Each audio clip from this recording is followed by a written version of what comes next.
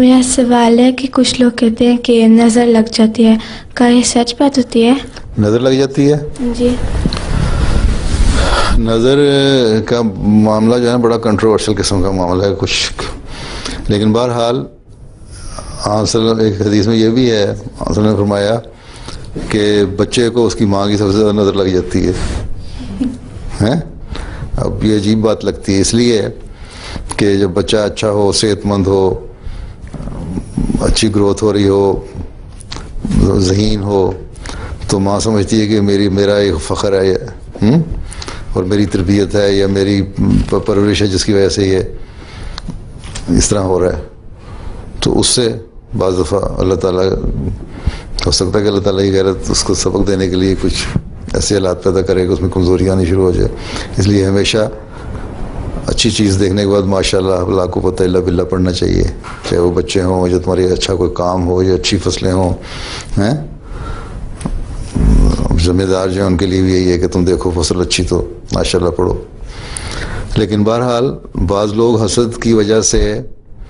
نقصان پہنچانے کی کوشش کرتے ہیں کسی کو،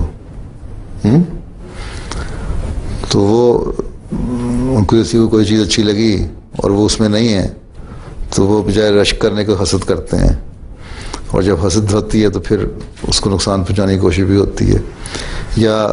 ایسے طریقے بعض نفسیاتی استعمال کیے جاتے ہیں جس کی وجہ سے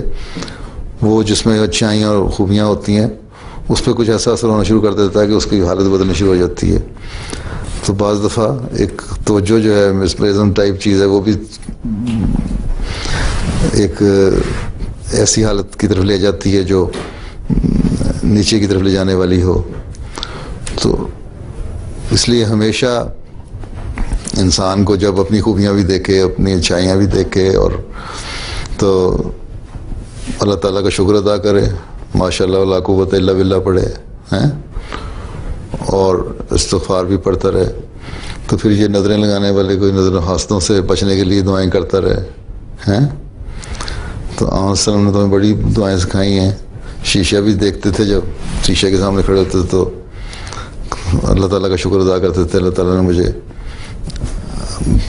اچھے اعضاء دیے ہیں، خوبصورت بنایا ہے،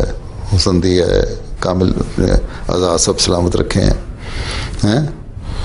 تو ہر معاملے میں اگر اللہ تعالیٰ یاد رہے تو گو نظریں لگانے والے نقصان پہنچانے کی کوشش کرتے ہیں کسی طریقے سے یا بعض نفسیاتی اثر ڈال کے، لیکن خدا یاد رہے تو پھر کوئی نظر نہیں لگتی۔